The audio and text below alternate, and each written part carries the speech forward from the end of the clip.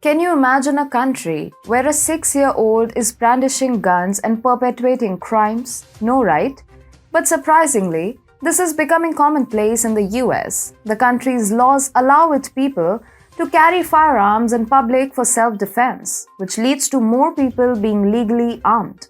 Everybody is aware that guns are deeply ingrained in American society. Americans have the right to keep and carry arms under the Second Amendment of the US Constitution, and around one-third of American adults report doing so personally. This has led to extensive gun violence, ranging from rising murder rates in some major cities to mass shootings. In a bid to counter that, some US states are now actively participating to ban the purchase.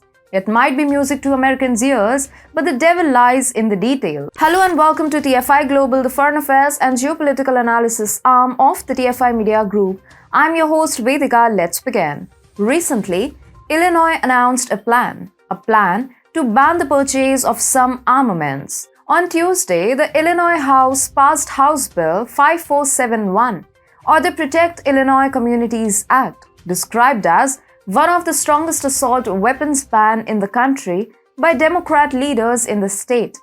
According to local news, the bill creates an immediate ban on the sale and possession of defined assault weapons, although current legal owners may continue to keep their weapons under a grandfather clause. The ban also includes .50 caliber rifles and cartridges and rapid-fire devices known as switches. Magazines will have a limit of 10 bullets for long guns and 15 for handguns. The Illinois Senate passed the bill on Monday, and with the House's Tuesday vote, the bill is expected to be signed by Governor J.B. Pritzker. The bill also extends the period of time during which a person who has been flagged by the state's red flag statute is prohibited from obtaining a handgun. With this step, Illinois is making gun laws a model for the nation. With the passage of this legislation, Illinois will become the 9th state to forbid so-called assault weapons and the 14th state to limit ammo and magazine capacity nationwide.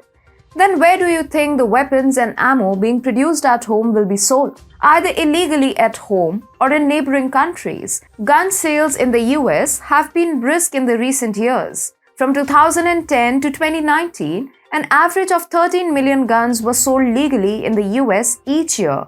In 2020 and 2021, annual gun sales sharply increased to 20 million. While the US does import millions of weapons each year, a large number of firearms sold in the country were produced domestically. According to a recent report from the Bureau of the ATF, the US has produced nearly 170 million firearms over the past 3 decades, with the production increasing sharply in recent years. Now, with domestic sales getting banned, the US is sure to try its luck internationally. The United States is notably not just by far the world's largest military force, but also by far the largest supplier of arms. Whenever there is a state of war in any part of the world, we know the US jumps in to act as a proxy and keeps on fueling the war by supplying armaments like that in Ukraine. With Illinois banning the purchase, it is sure to create a domino effect in the country, with more and more states coming forward to adopt the law citing the increased violence. And if that happens, the USA will lose its domestic market and will shift to an international one. As America is now exacerbating the war in Ukraine by supplying arms, who knows which country becomes the next war site? Perhaps it can be Africa or any European country. Supplying weapons to terror outfits and military factions worldwide is what best suits the persona of the US.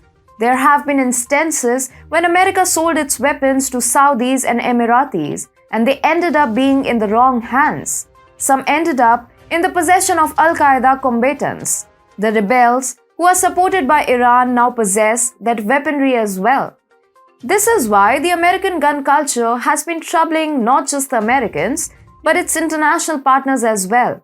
States in the USA have finally resorted to dealing with it, but it seems to now be ringing the death knell worldwide.